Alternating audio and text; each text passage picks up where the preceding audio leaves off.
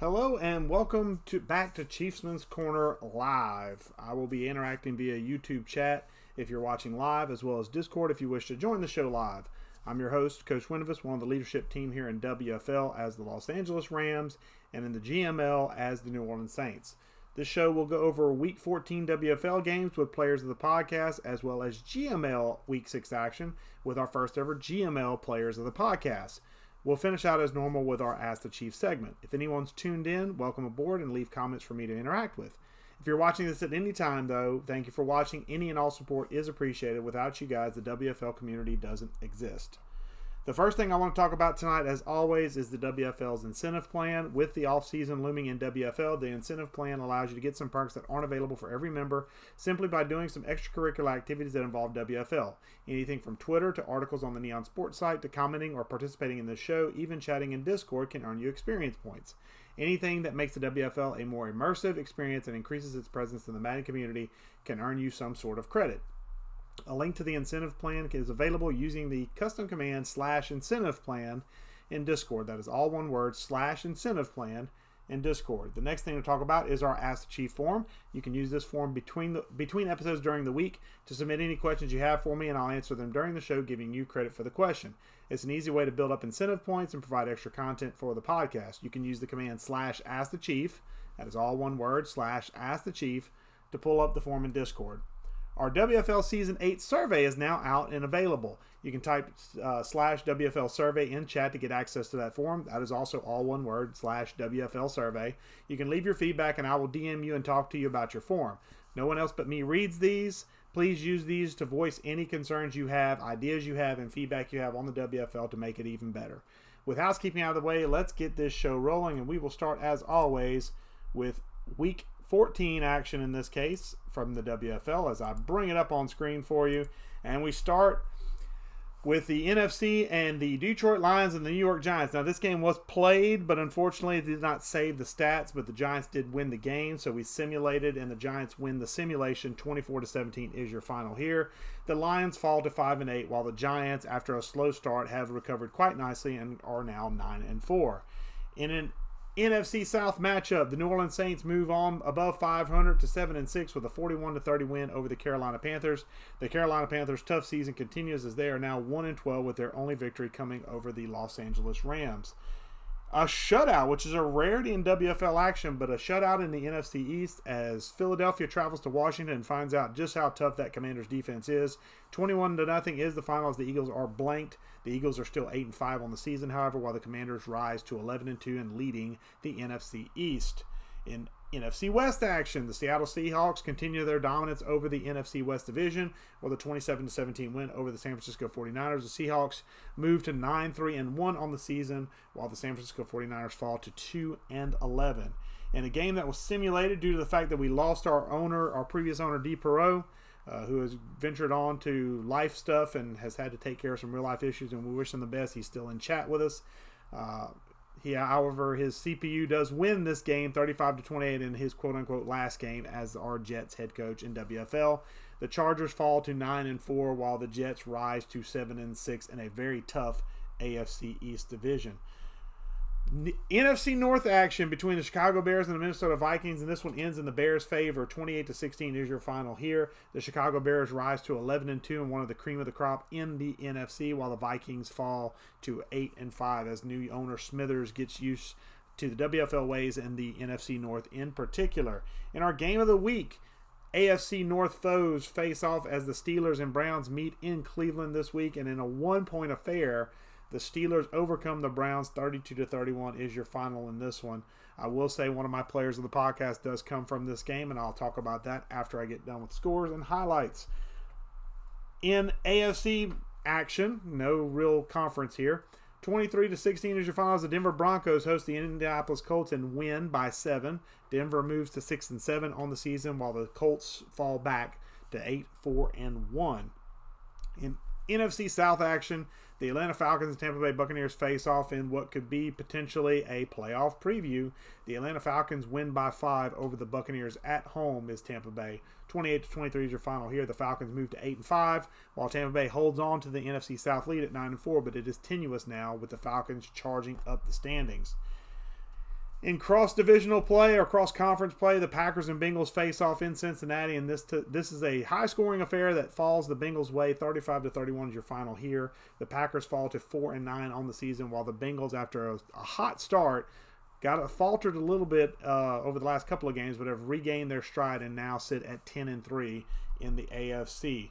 In AFC action, the Chiefs meet the Titans in Tennessee and get a beating for their troubles. 44-17 is your final here as the Chiefs fall to 2-11 as Banshee Man struggles. This Madden cycle continues, while the Titans and Cooley G, after having a shaky start, are starting to right the ship and get closer to 500 at 6-7 late in the season, making that last-second push for the playoffs. In AFC East action, a fight for the top of the division as Miami hosts the Buffalo Bills and beat the Buffalo Bills. 44-31 is your final here. Buffalo falls to 9-4, while Miami takes over the division at 10-3. Houston puts a stranglehold on the Cardinals in Houston with their vaunted run attack. 21-6 the final here. Not a high-scoring affair, but with that defense and that run game, it doesn't need to be for Houston. Houston moves to 9-4 on the season with the 21-6 victory, while the Cardinals fall to 5-8, and I believe they are second in the NFC West. Last game between two teams that basically were fighting for the number one pick in the draft, and in this fight for the number one pick, we'll call it Tank Bowl, the Raiders overcome the Cowboys 10-24. In a joke for the first overall selection. The Raiders fall to 1-12 on the season with the 24-10 loss at home, while the Cowboys move up to 2-11 with the victory. And your players of the podcast for this week in WFL, for the NFC side, I've chosen Browns halfback Morgan Whitfield. Even though it was a 32-31 loss for the Browns against the Steelers, it was not Morgan Whitfield's fault. He had 28 carries, he had 158 yards, he had 2 touchdowns in that loss.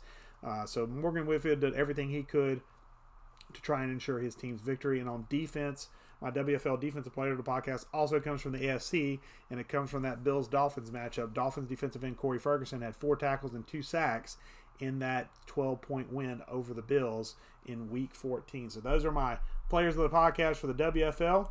And quickly, we move on to the GML, and GML had Week 6 action going on. As of last advance, we are currently in Week 7 in GML and playing games or streaming games for Week 7. And as I bring up that, we'll start with Game of the Week action in Week 6 as the Houston Texans continue their undefeated streak, moving to 7-0. Big Pun Love having much better luck in the GML than he is currently in the WFL as he overcomes the Colts 25-24 as the Colts fall to 4-3 on the season. The Dallas Cowboys having a rough go of it. They're either getting blown out or they're winning close shootouts. 38-34 your final in Tennessee as the Cowboys overcome the Titans. Cowboys rise to 3-4 while the Tennessee Titans fall to 3-3. In CPU action, as nobody owns either of these teams, the Chiefs overcome the Raiders at home. At Raiders at Las Vegas. 31-17 is your final. Kansas City gets to 500 at 3-3 while the Raiders fall to 2-4. In Week 6 action, New Orleans Saints take a notch to their winning ways, 26-20 in Denver against the Broncos. 2-5, and Jeff Harper has been outstanding as a practice squad call-up. He's been outstanding in 2 games. Unfortunately, Week 7 was a little bit different, but we'll talk about that next time. 26-20 your final here. The Saints get up to 2-5. The Broncos fall to 2-4. The Cardinals travel to Philadelphia and put a whooping on the Eagles. 49-14 is your final. And one of my players of the podcast does come from this side of the equator, and you might be able to guess it's on the offensive side. I'll talk about it as we finish up these scores. Cardinals move to 5-2 while the Eagles fall to 3-4. Conference action as the Giants and Jaguars face off in a low-scoring affair. The Giants overcome the Jaguars by 14-13. The Giants get their first win of the season with this at 1-6, while the Jaguars fall to 2-5.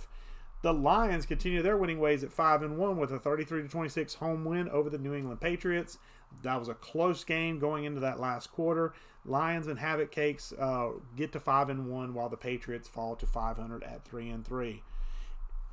The Battle of California, so to speak, at least between the AFC and the NFC, as the 49ers travel to Los Angeles to meet the Chargers and lose to the Chargers 28-17 your final here. Chargers get to 4-2 on the season while the 49ers fall to 2-5.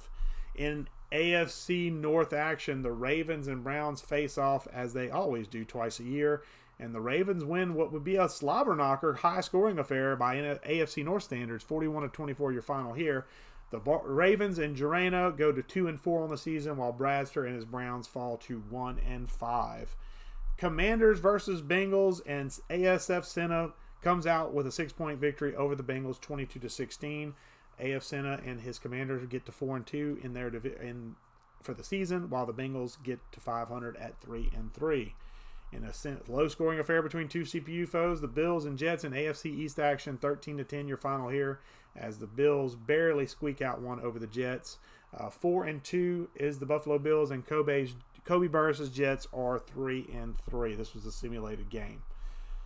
In CPU action, NFC North, we have the Vikings taking on the Bears at Chicago, and the Chicago pulls out the 7-point win, 24-17 your final here. The Vikings fall to 1-5, while the Bears get their first dub and get to 1-5 on the season.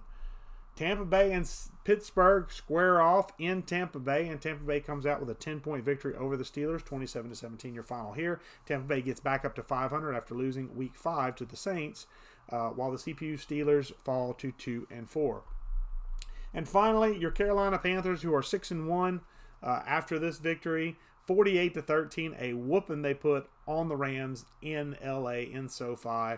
Carolina gets the 6-1 as mentioned earlier, while the Rams fall to a respectable 5-2, and I do believe they are leading their conference. And that takes me to my offensive and defensive player of the podcast. As you can see my script there, because I forgot to flip off of it. I'm sorry. Cardinals quarterback TJ Elliott is my GML offensive player of the podcast. He went 28 of 36 for 422 yards, 6 touchdowns, and no interceptions.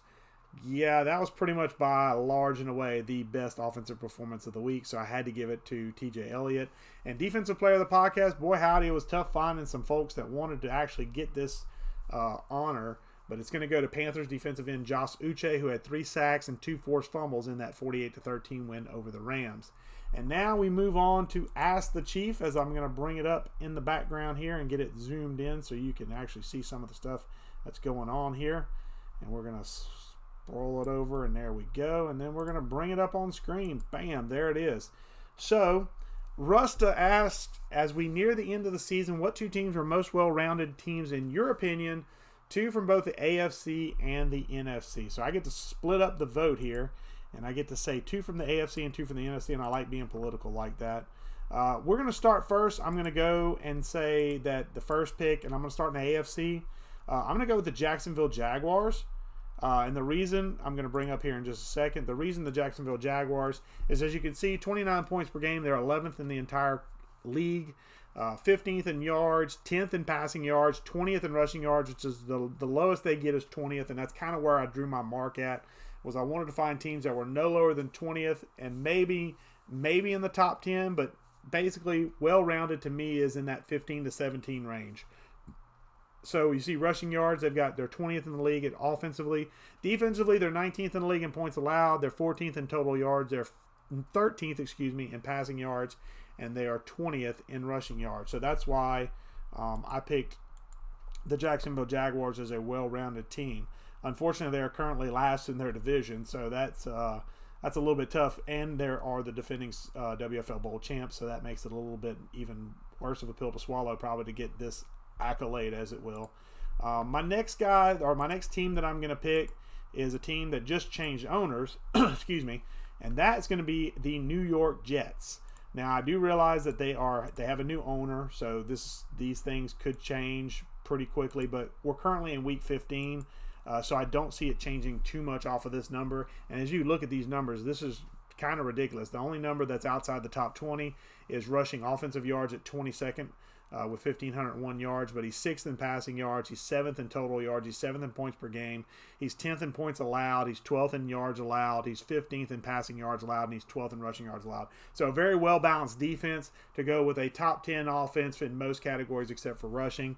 So I kind of gave him the benefit of the doubt there and said this team is definitely well-rounded going into the offseason. Now, the Jets obviously are under new ownership. A guy we had in WFL during WFL, what I'm going to call 2.0 during Madden 16 of 20. the Pinker Floyd. He was also known as Studley back in the day, but he's no longer known as Studley because we already have another Studley, so he's got to be Pinker Floyd now. But he's coming back to us after a 4-year hiatus, so he hasn't been in leagues in a while. So let's give him a WFL welcome and get him up to speed as quickly as possible to how WFL works and operates. I'm sure he'll be willing and gung-ho to do it, and I'm sure he'll catch on in no time at all. So welcome aboard, Pinker Floyd. Welcome to the Jets, and welcome to the WFL once again. For NFC, I went a little bit. I went and looked everywhere I possibly could, and the first team I found that was worth looking at, because a lot of these teams are dreck, was the Tampa Bay Buccaneers. As you can see, they're 13th in the league in points per game. They're 8th in total yards. They're 16th in passing yards. They're 6th in rushing yards. Well balanced across the board. They score points. They get yards. It's mostly on the ground, but they also can pass it through the air. Defensively, they're 5th in points allowed. They are 3rd in yards. They are 7th in passing yards. They are 2nd in rushing yards. So a top 10 defense across the board helps out that offense, which is also mostly top 10 in most categories. And that tells you why the Bucs are sitting at 9-4 and leading the NFC South. And then finally, and it pains me to say this because I hate talking anything good about somebody that's in my division, but I have to shout them out, and that's Polio and the Seahawks. They are currently sitting at 6th in offensive points per game, 11th in yards, total yards, 11th in passing yards, which is kind of the surprise there with Trey Lance, and then 17th in rushing yards, which is not a terrible surprise with his running backs of Jahmyr Gibbs and Zach Charbonnet. I believe that covers it. I know he's got a third one that I can't remember off the top of my head. I think it's a rookie. But either way, defensively, 15th in points allowed, 5th in total yards, 5th in passing yards, and 10th in rushing yards. So a top 10 defense minus the points. And that probably comes from a couple of big blowouts that he had earlier in the season. So you take those out of the equation, he'd be a top 10 defense for sure across the board. So top 10 defense combined with a pretty much on average a top 12 offense. That kind of puts Polio and the Seahawks in that well-rounded category, both offensively and defensively. And that should settle that particular question from Rusta. So I appreciate that question, Rusta. As I get to the next question, let me hide that one so we can see the next one. Hide row. All right, let's get this up. Boom. So Waffles, what division has surprised you this season? So I had to look a little bit for this one. I had to do a little bit of digging. And I'm going to go with the AFC South. And I'm going to bring it up real quick so you can see. I just got to get stuff minimized and get to the point where I can see stuff. Let me get shrunk down here. There we go. Let me get the standings pulled up for division, and let me show you what I see so that way you can see why I selected the AFC South. The main reason I selected the AFC South, the question was most surprising division, and right now it surprises me that the Titans, who were at the top of this division last year, are now sitting in 3rd, below 500. The Jaguars, who won the WFL Bowl from a wild card spot, are sitting last in the division at 5-8. The Colts, who won WFL Bowl 6 and will proudly tell you about it, are currently 8-1, which is a respectable record. But the team that's leading the division is the ultimate surprise. The Houston Texans were last in this division last year, if I'm not mistaken, and they have roared to life. They have found a way to get just enough passing done to get the job done while maintaining a very astounding run option with Dameon Pierce and Devin Singletary. They run the ball very, very well. I believe they are number 1 in the league in rushing yards on offense per game, or total rushing yards. And that combined with a top 10 defense, which is the surprising part from my standpoint. But he has Will Anderson, who he uses off the edge very well, combined with the defense that basically plays ball behind Will Anderson, and Will Anderson wreaks havoc in the front end. So that kind of explains his defense. He plays good defense and he runs the ball well. That's a playoff bound type team, and that is a team that can do damage in the playoffs as long as they can maintain their ability to not turn the ball over. So the reason I said AFC South is mainly for the Texans kind of doing the worst to first flip. My honorable mention, though, which I'll put up here as well, is the AFC East. And the reason for that is not because Kobe went from worst to first with the Dolphins. That was a given. The Meek Boy is in second place at 9-4. That's honestly a given. The Jets with D. Perot, obviously under new ownership now with the Pinker Floyd at 7-6. That's not a terrible surprise. Perot was in the running for playoffs every season he was here. The surprise I'm going to say is the Patriots. The Patriots have been rough around the edges the first 2 seasons they were in New England. Austin Jackson has built methodically. He's built and gotten players that he wants. If you look at some of those players that he's gotten over the past couple of drafts and couple of seasons, these are players that, honestly, if you look at it from a Madden standpoint, I'm speaking strictly Madden, if you look at those nice Madden attributes that we all like to look at, some of these players he's picked don't fit that critique of that Madden, that sexy Madden player, but he's managed to get players that can play ball in Madden, and he's managed to make them work collectively as a unit to get to a point where he is above 500 at this stage of the season. So kudos to Austin Jackson. That division being all above 500 at this stage of the season is quite impressive and a surprise, if I had to be honest. So that's why they're my honorable mention. But truthfully, the AFC South, just because of the Texans kind of going from worst to first and being that surprise at the top of that division with all the other teams that are in there that are honestly either stacked or have won proven playoff performances like the Colts and Jaguars have. So that's why I answered the way I did for that one. And then finally, as I go to my questions here, let me get rid of this row. And I have a GML question. This is the first GML question I have, and it's from an owner that's not even the GML, so I'll take it. Waffles, once again, Waffles asked a question about what division surprised me the most, and he's asking me what team in the GML surprised me this season. So far we're in week 7. I'm going to go and say the Atlanta Falcons, even though Coach Studley has been there, I believe, at least 2 seasons. Again, I'm kind of coming in late to the equation, so I'm not sure exactly how long he's been there.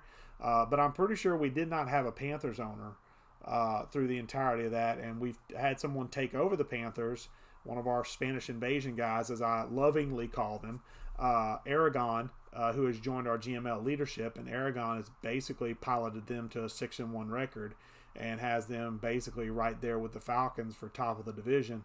Both those teams have beaten the Saints breaks in this season. I think the average score was pretty much 44 to 10, or if that. I just played the Falcons and lost 33-3, and I played the Panthers and lost 51-14. So I'm coming into a team that is CPU built from the ground up for all 3 seasons. So I have my work cut out for me. But I'm working on it, and I'm trying to get a core together to build onto. But my 2 surprise teams, Panthers really more than the Falcons, but I'll say the Falcons because they're currently undefeated. But the Panthers just because I'm not sure if they were owned by a user, but they certainly are built good for a user, or he has put them in position with playbooks and stuff to really kind of shine. And with that, we end our podcast as we move on to our wonderful outro. Thank you guys for tuning in, whether you tuned in live or with the recording after the fact. I appreciate it. The WFL community appreciates it, and we hope you're entertained by the show. Let us know by throwing us a like, a subscribe, or leaving any sort of comments. Feedback, good or bad, is always appreciated. Until next week, folks, whenever we get back to recorded shows, the corner is closed.